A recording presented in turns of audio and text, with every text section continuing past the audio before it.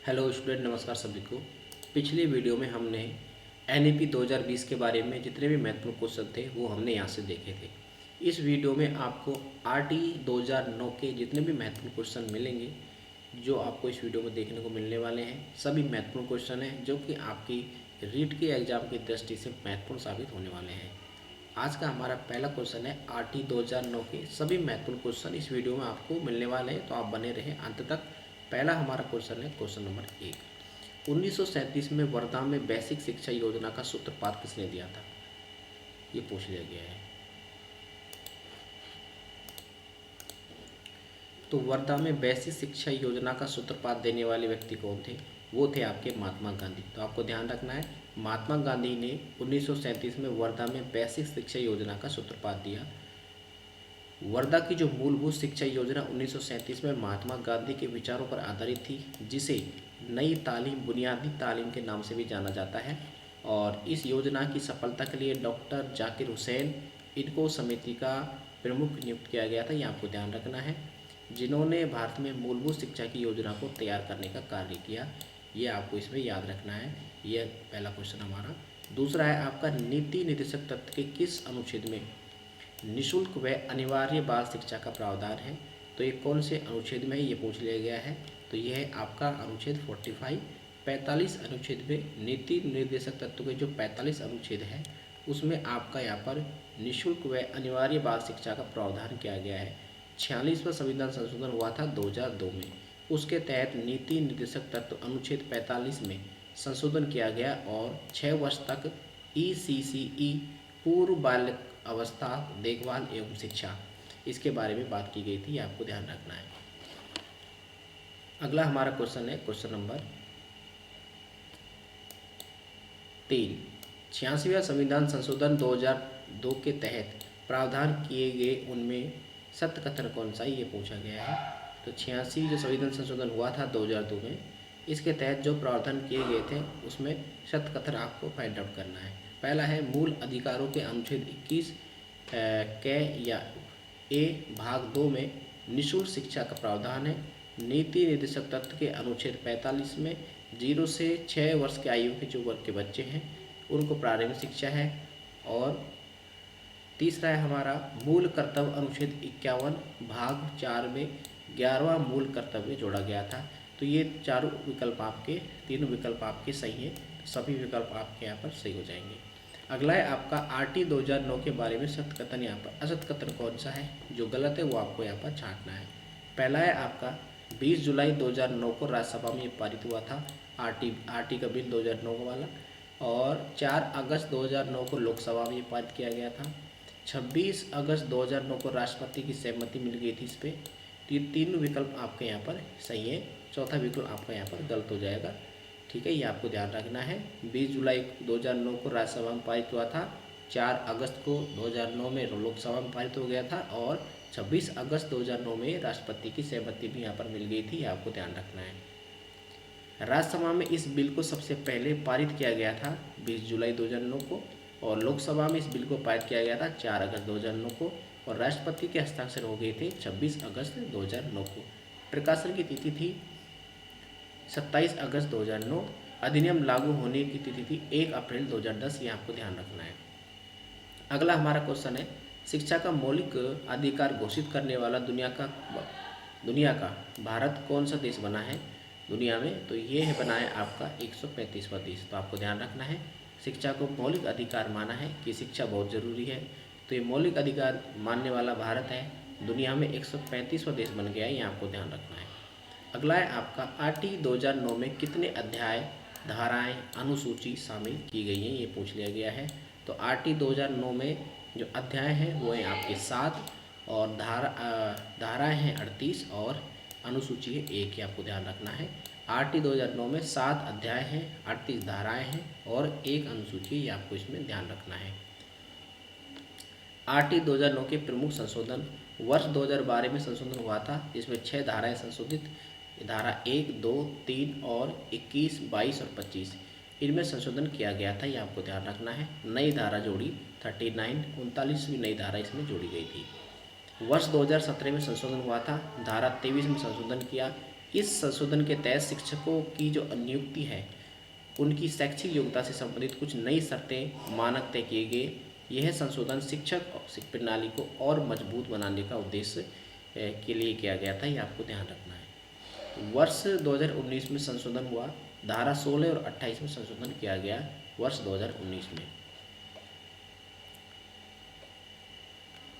जिसमें धारा 16 में बच्चों की शिक्षा में आरक्षण और विशेष अधिकारों से जुड़ी कुछ शर्तों में बदलाव किया गया। धारा 38 में राज्यों के बीच शिक्षा नीति के कार्यान्वयन में सुधार लाने के लिए कुछ नया किया गया था। और संशोधन के बाद जो वर्तमान स्थिति है उसमें अधिनियम में कुल 7 अध्याय है, ये आपको ध्यान रखना है।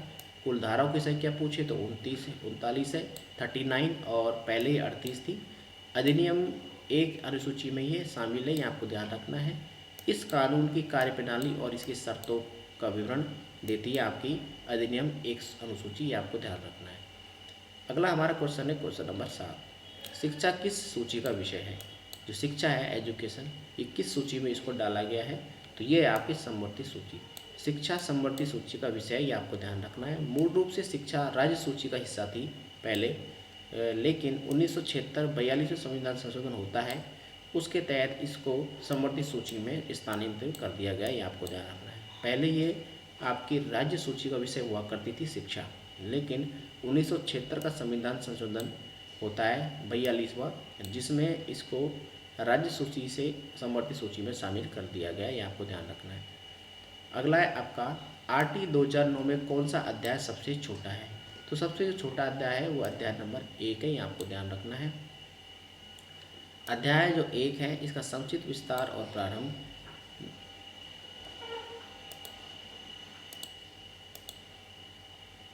इस अध्याय का नाम है निःशुल्क एवं अनिवार्य बाल शिक्षा का अधिकार। अधिनियम 2009 का उद्देश्य बच्चों को शिक्षा का अधिकार सुनिश्चित करना है। वर्ष 2012 में अधिनियम में संशोधन कर उपधारा 4 और 5 जोड़ी गई थी और यह अधिनियम संशोधन के अनुच्छेद संविधान के अनुच्छेद 29 और 30 के अधीन लागू हुआ था।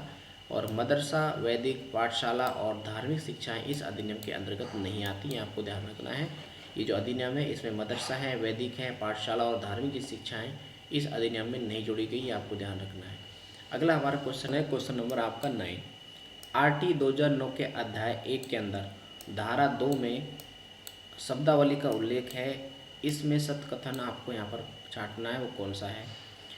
धारा 2 में बालक का उल्लेख है, धारा 2.4 में समुचित सरकार है, धारा 2.5 में स्थानीय प्राधिकरण है, या धारा 2.6 में प्रारंभिक शिक्षा है? तो धारा जो 2.6 है उसमें है प्रारंभिक शिक्षा, ये आपको ध्यान रखना है। धारा 2.6 में क्या दिया हुआ है? प्रारंभिक शिक्षा, बच्चे की प्रारंभिक शिक्षा का प्रावधान धारा 2.6 में दिया हुआ है, ये आपको ध्यान रखना है। अब और इसकी धाराएं पढ़ लेते हैं। धारा 2.1 के अंदर क्या है? समुचित सरकार है, केंद्र राज्य सरकार और या संघ क्षेत्र सरकार, ये सभी इसमें आ जाते हैं। समुचित सरकार इतना याद रखें आप। धारा 2.1 में धारा 2.2 में है आपके प्रति व्यक्ति फीस के बारे में बात की गई, जो विद्यालय द्वारा पोषित के अलावा और अन्य विहित राशि है, ठीक है, धारा 2 में। और धारा जो 2.3 है इसके अंदर बालक 6 से 14 वर्ष की आयु का बच्चा या बच्ची हो उसके बारे में शिक्षा का प्रावधान है धारा 2.3 के अंदर। धारा 2.4 के अंदर अलाभित बच्चे जो असुविधाग्रस्त हैं, जिनको किसी प्रकार का लाभ नहीं मिल रहा है, ऐसे समूह के बच्चे जैसे अनुसूचित जाति के बच्चे, अनुसूचित जनजाति, शैक्षणिक रूप से पिछड़ा वर्ग, समुचित सरकार द्वारा घोषित अलाभित जो समूह के बच्चे हैं, 2012 में संशोधन में निःशक्त बालक भी इसमें शामिल कर लिए गए हैं, ठीक है। जिन बच्चों को किसी प्रकार का लाभ नहीं मिलता है ना, अलाभित बच्चे हैं, असुविधाग्रस्त बच्चे, वो आपके धारा 2.4 में शामिल हैं, ये आपको ध्यान रखना है। धारा 5 में, धारा जो 5 में आपको दुर्लभ वर्ग का बालक यहाँ पर देखने को मिलेगा। यह है बच्चा जिसका परिवार समुचित सरकार द्वारा घोषित न्यूनतम आय सीमा में कम आय वाला ऐसा परिवार है, तो वो आपके धारा 5 में शामिल हो गया। धारा 6 में यहाँ पर प्रारंभिक शिक्षा पहली कक्षा से 8वीं कक्षा तक की शिक्षा का प्रावधान यहाँ पर दिया गया है। प्रारंभिक शिक्षा जिसमें पहली कक्षा से 8वीं कक्षा तक का प्रावधान है धारा 6 के अंदर, ये आपको ध्यान रखना है। अगला क्वेश्चन है हमारा क्वेश्चन नंबर 10। RT 2009 के अध्याय 1 की धारा 2 में शब्दावली का उल्लेख है, इसमें सत्य कथन आपको बताना है। अध्याय नंबर 1 है धारा 2 में, तो ये है हमारा सही विकल्प हो जाएगा आपका विकल्प 5। धारा 2 में 8, धारा 2(8) बालक, इसमें इसका प्रावधान है। इसमें क्या है, धारा 2(2) में क्या है, प्रति व्यक्ति फीस के बारे में है। धारा 2(3) में क्या है, बालक है जो 6 से 14 वर्ष की आयु का कोई भी बालक या बालिका हो, उसके शिक्षा का प्रावधान है। धारा 2(7) में है संरक्षण है, ऐसा व्यक्ति जिसकी देखरेख सुरक्षा में बालक रहता है, उस संरक्षण के बारे में बात की गई है धारा 2(7) में।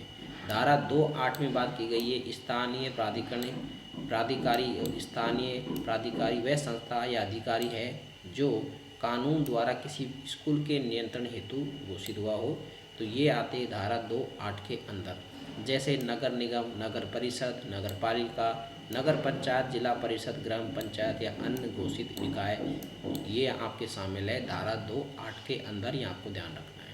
अगला हमारा क्वेश्चन है RT 2009 के अध्याय 2 में कितनी धाराओं का उल्लेख है।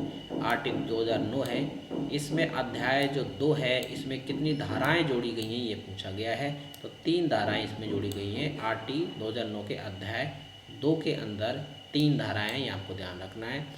3 धाराएं इसमें जोड़ी गई हैं। धारा 3 कौन सी है, धारा 3, 4 और 5, ये 3 धाराएं जोड़ी गई हैं। धारा 3, 4 और 5 अध्याय 2 के अंदर। तो धारा 3 क्या कहती है, 6 से 14 वर्ष तक के हर बच्चे को निःशुल्क और अनिवार्य शिक्षा का मौलिक अधिकार है, ये बोलती है धारा 3।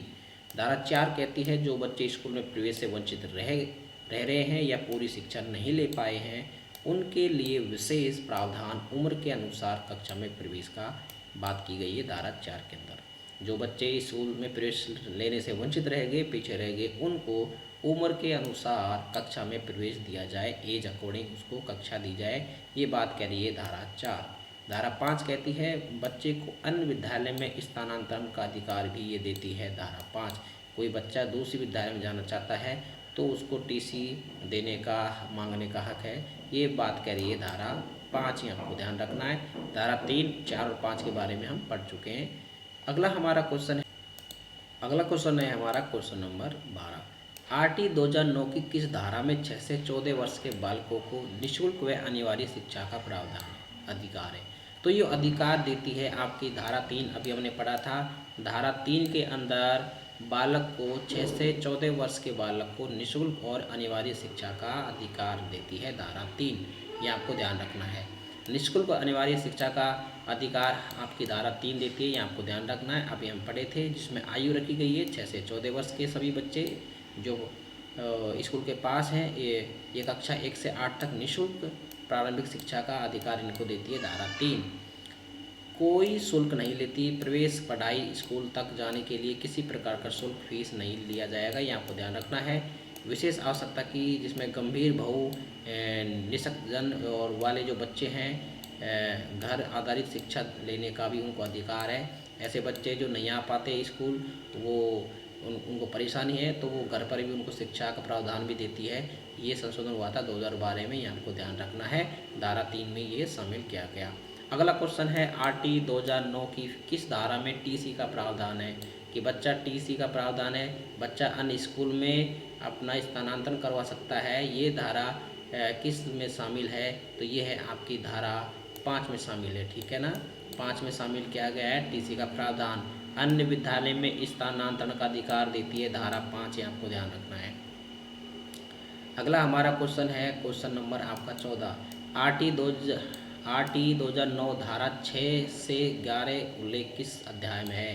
धारा 6 से 11 का उल्लेख किस अध्याय में किया गया है, ये पूछ लिया गया है। तो ये अध्याय है हमारा अध्याय नंबर 3। अध्याय नंबर 3 में क्या किया गया है कि RT 2009 धारा 6 से 11 का उल्लेख आपके अध्याय नंबर 3 में है, ये आपको ध्यान रखना है। धारा 6 से 11 इसमें दी गई है अध्याय नंबर 3 के अंदर, ये आपको ध्यान रखना है। तो धारा 6 के बारे में हम यहाँ पर अध्ययन करते हैं। 6 से 11 धारा पढ़ेंगे।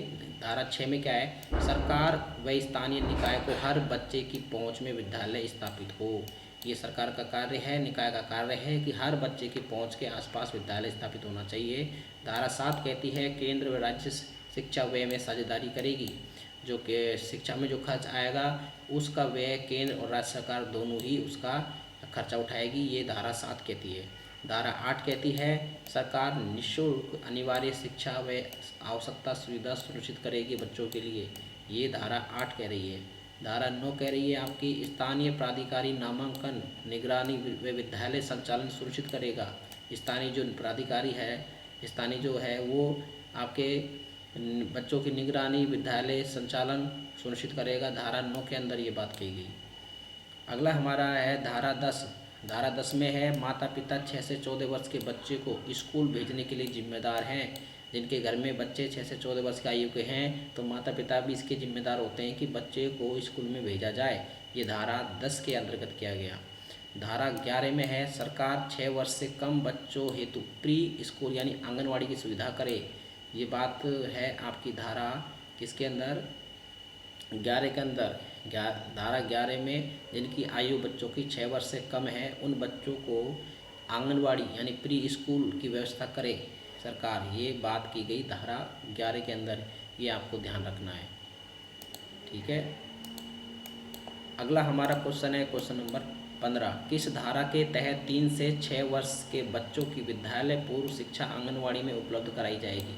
तो 3 से 6 वर्ष के बच्चों की जो शिक्षा है यानी 6 वर्ष से पहले जो बच्चे हैं, कम हैं जिनकी 6 वर्ष से आयु, उनको आंगनवाड़ी शिक्षा उपलब्ध कराई जाएगी। किस धारा में शामिल किया गया, अभी हमने पढ़ा है जस्ट अभी ऊपर। तो ये है आपकी धारा नंबर 11 में। धारा 11 में बच्चों को आंगनवाड़ी की शिक्षा उपलब्ध कराने का यहाँ पर प्रावधान है, ठीक है, जो सरकार करती है। अगला हमारा यहाँ पर क्वेश्चन है क्वेश्चन नंबर 16। असत्य को पहचानना है। असत्य क्या है इसमें, देखिए धारा 8 समुचित सरकार के दायित्व में है और धारा 9 में स्थानीय प्राधिकरण के कर्तव्य हैं और धारा 10 में माता पिता और संरक्षण का कर्तव्य इसमें शामिल है।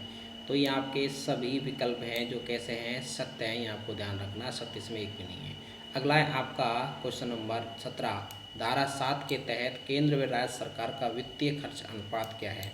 धारा 7 में केंद्र और राज्य सरकार दोनों ही शिक्षा पर खर्च करेंगी।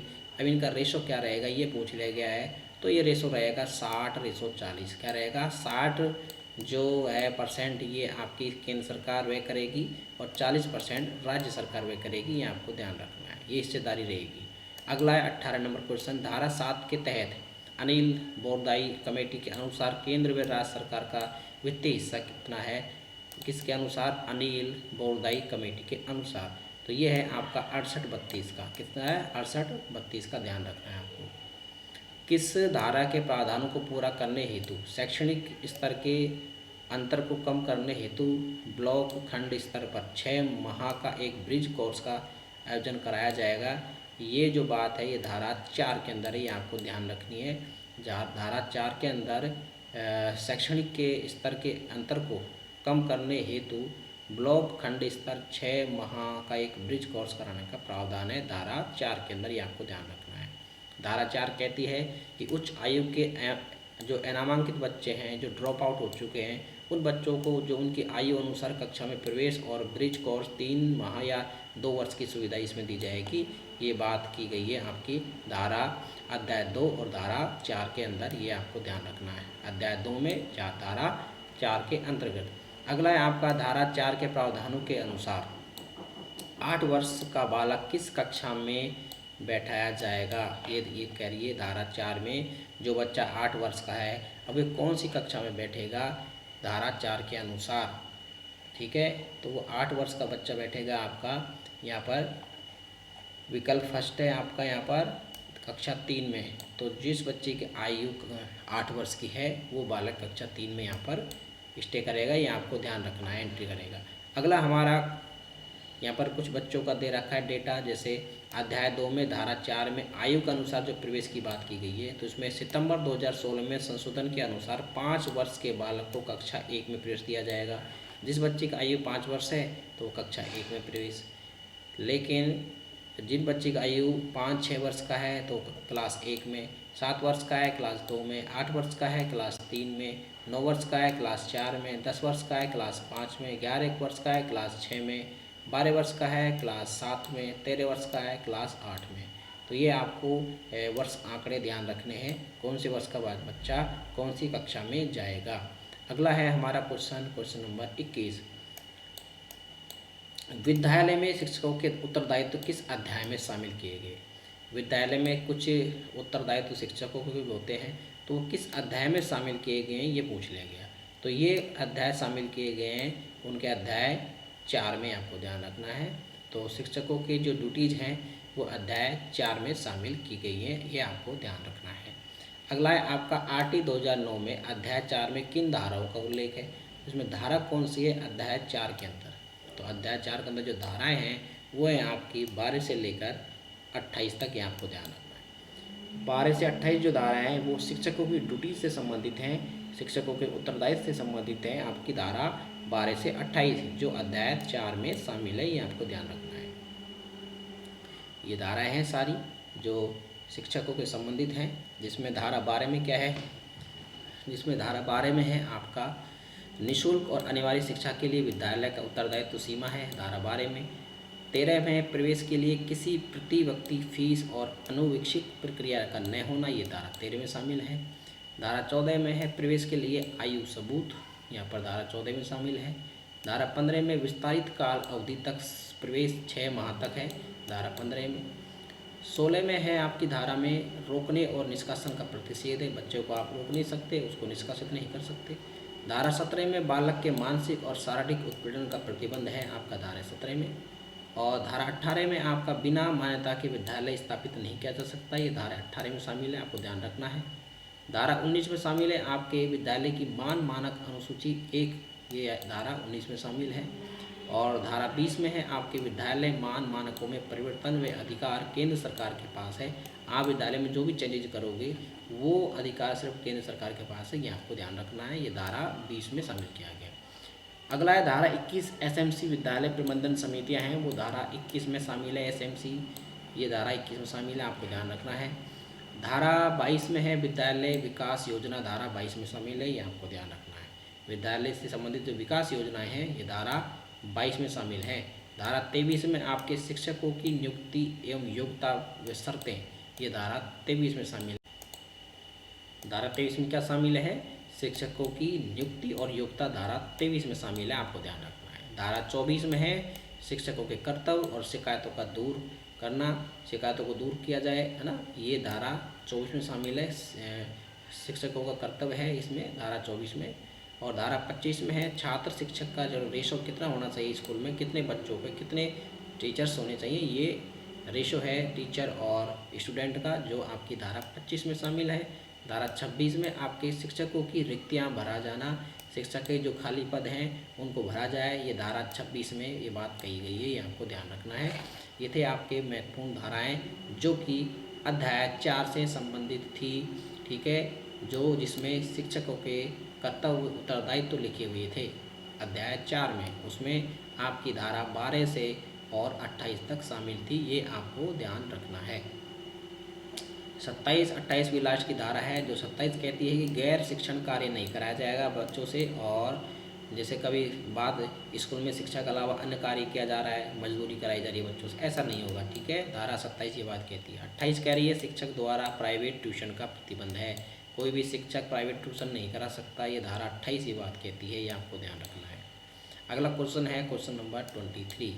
RT 2009 का सबसे बड़ा व महत्वपूर्ण अध्याय कौन सा है, वो है आपका एक, पहला का विकल्प है 2, यानी RT 2009 का सबसे बड़ा व महत्वपूर्ण अध्याय कौन सा है, 2। तो दूसरा जो अध्याय है वो सबसे महत्वपूर्ण सबसे बड़ा है, आपको ध्यान रखना है।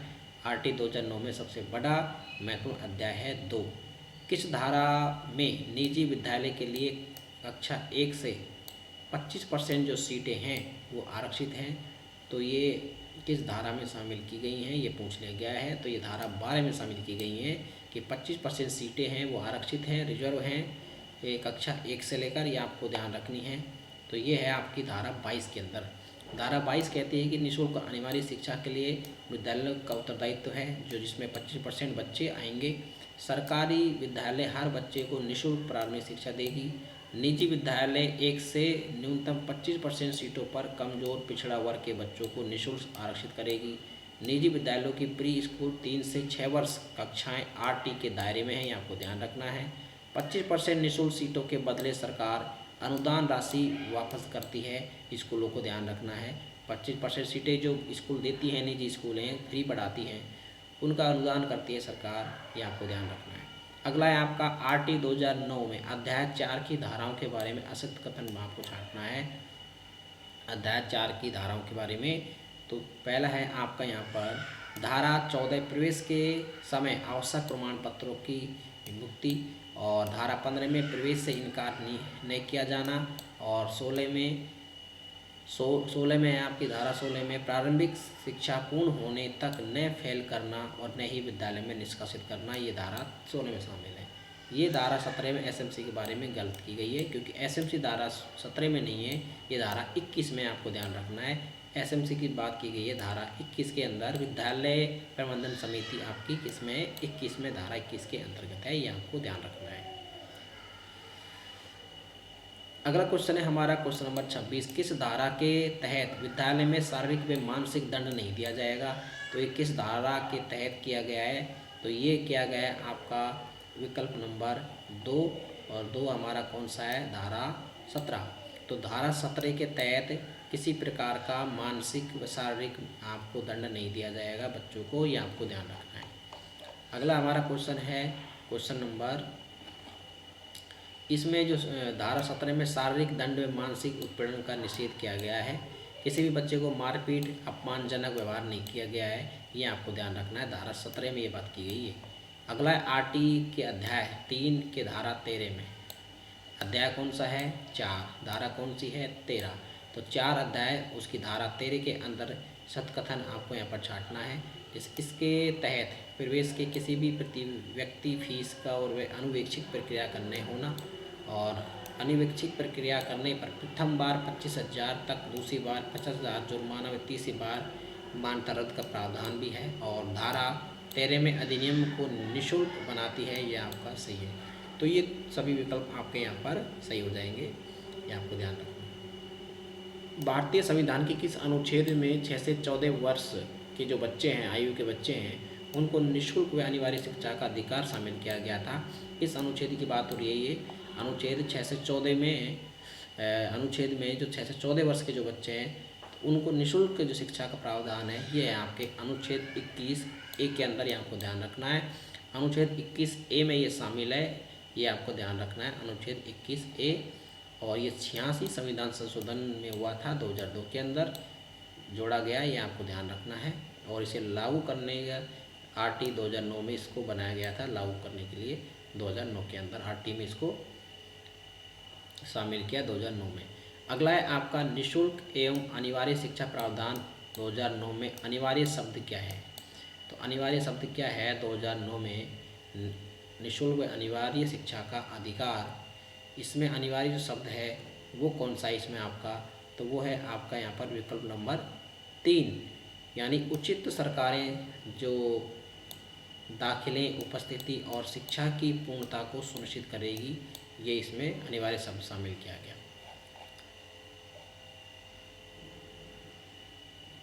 तो अनिवार्य शब्द का अर्थ है सरकार, स्थानीय प्राधिकरण की कानूनी जिम्मेदारी है 6 से 14 वर्ष के हर बच्चे को स्कूल में नामांकन, उपस्थित वो प्रारंभिक शिक्षा पूर्ण कराए, ये इसकी जिम्मेदारी बन जाती है। ये महत्वपूर्ण और अनिवार्य शब्द सरकार का है, ये आरटी 2009 में अनिवार्य शब्द है, ठीक है, ये आपको ध्यान रखना है।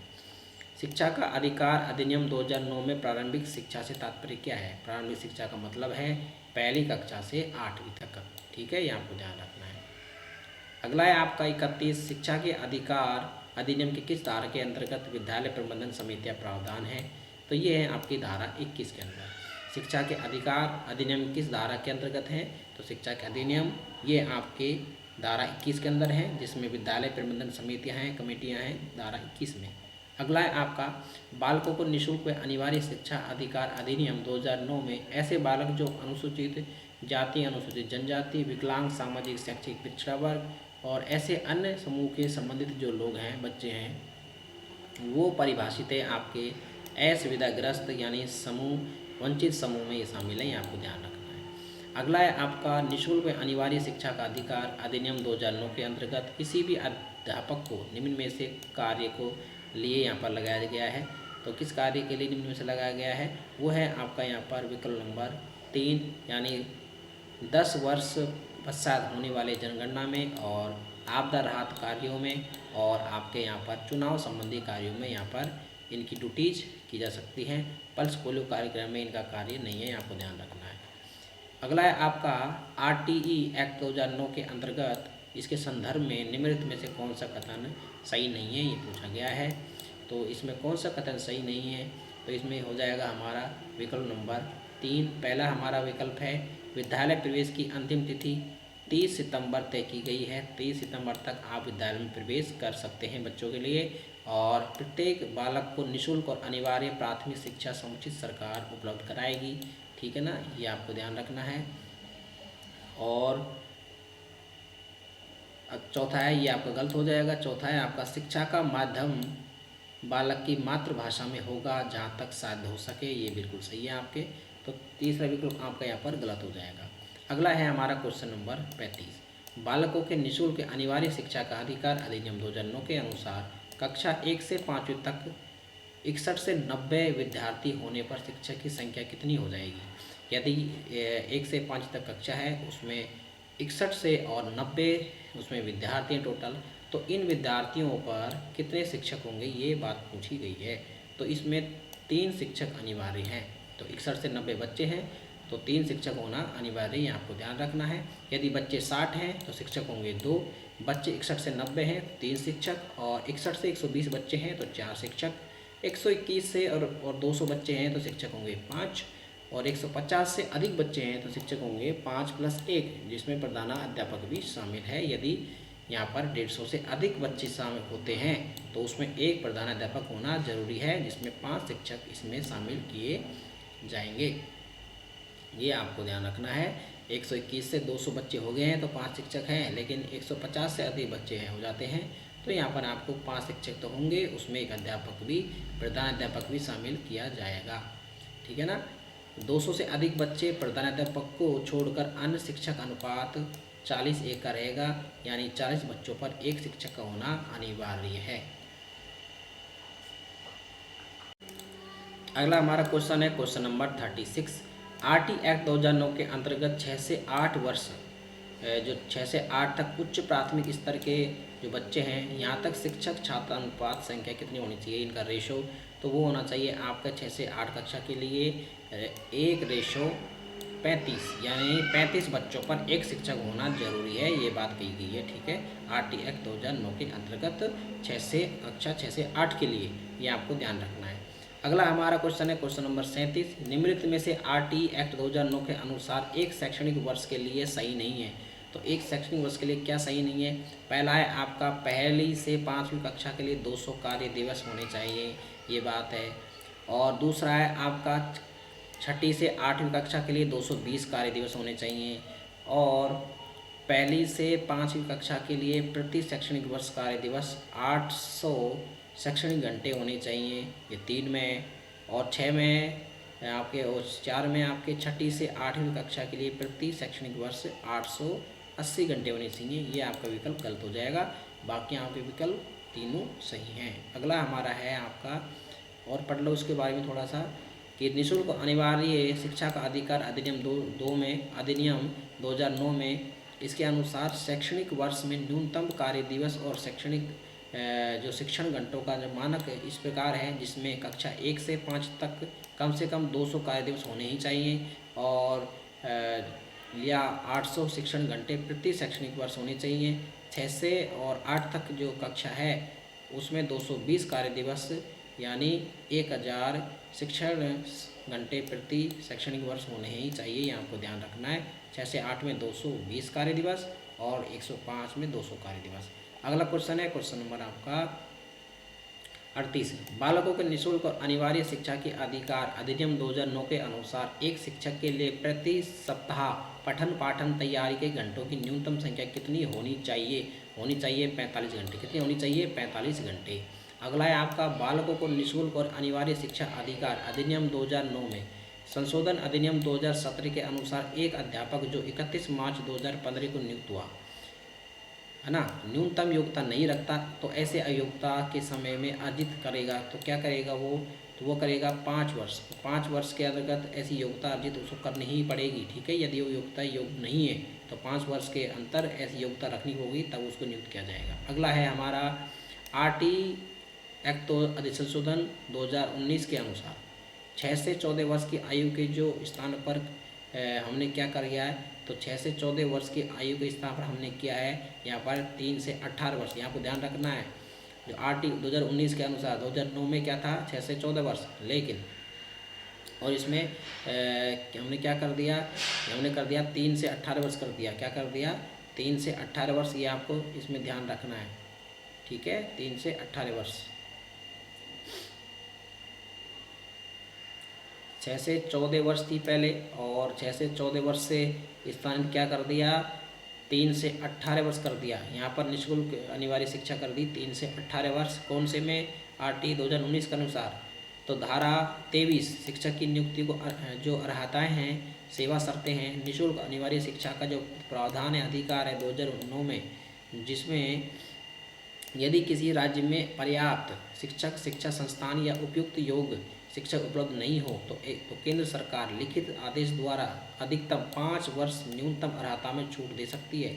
भारत सरकार का संशोधन आदेश 17 अक्टूबर 2017 में 5 वर्ष की जगह 9 वर्ष तक की शिथिलता की अनुमति दे दी गई, ये आपको ध्यान रखना है। अगला है हमारा क्वेश्चन नंबर 41, शिक्षा का अधिकार अधिनियम 2009 में एक अध्यापक जो निम्न में से किस दायित्व को पूरा करना होगा, इनमें से किस दायित्व को पूरा करना होगा एक शिक्षक को, अधिनियम आरटी 2009 के अनुसार।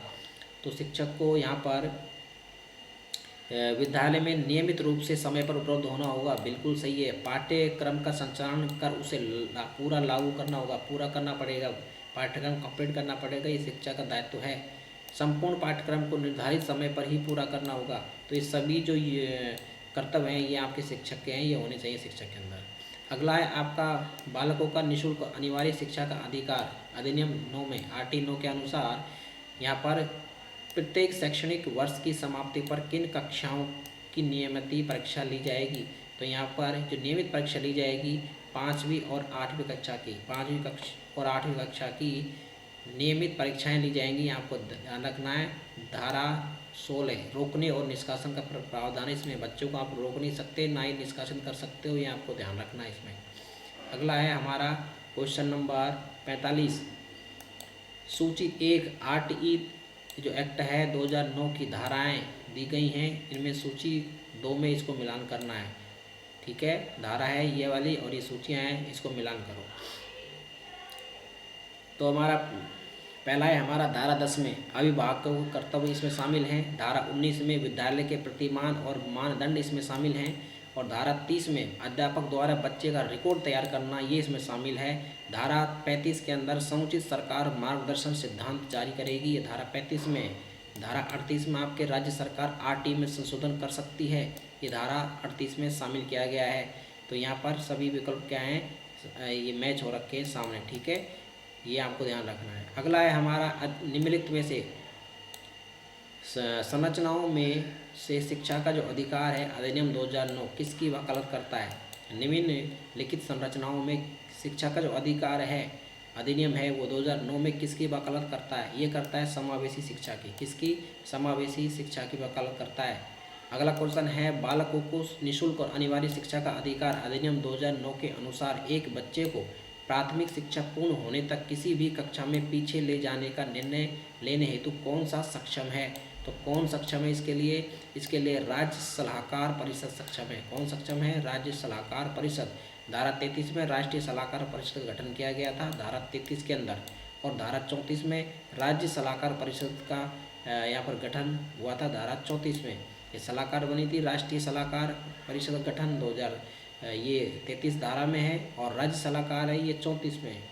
ये ध्यान रखना है, जो सेंटर की केंद्र है राष्ट्रीय है सलाहकार वो धारा 33 में, और राज्य सलाहकार है ये धारा 34 में शामिल है, ये आपको ध्यान रखना है।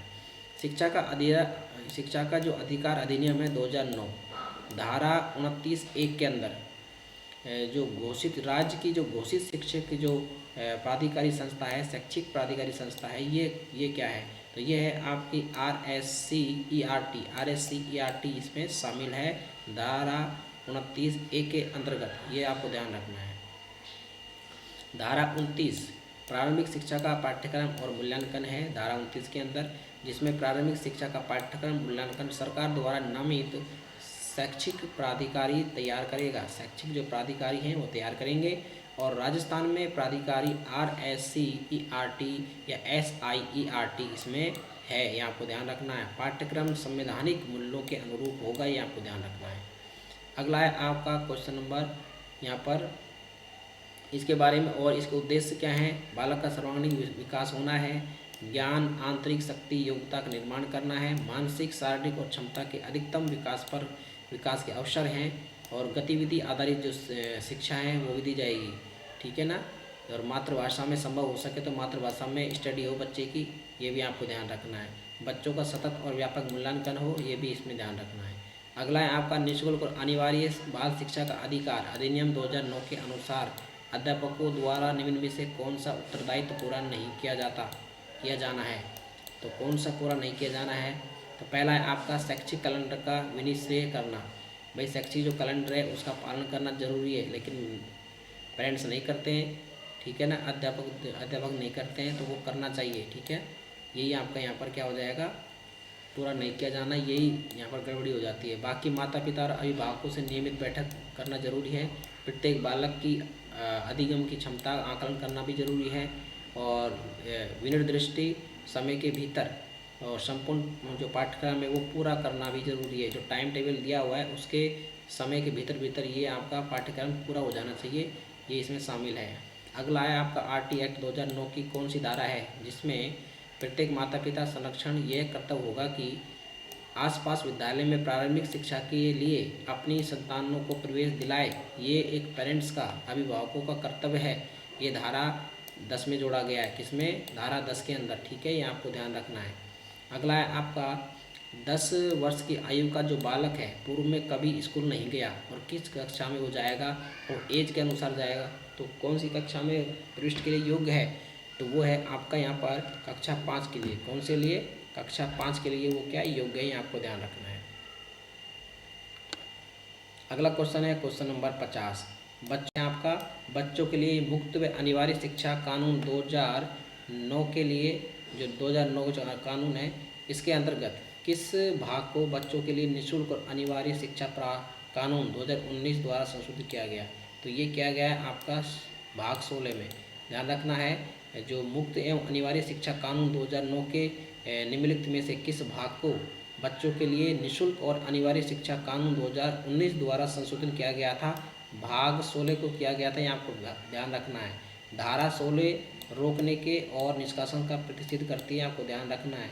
धारा 16 कहती है कि बच्चों को आप रोक नहीं सकते, उसको निष्कासन नहीं कर सकते।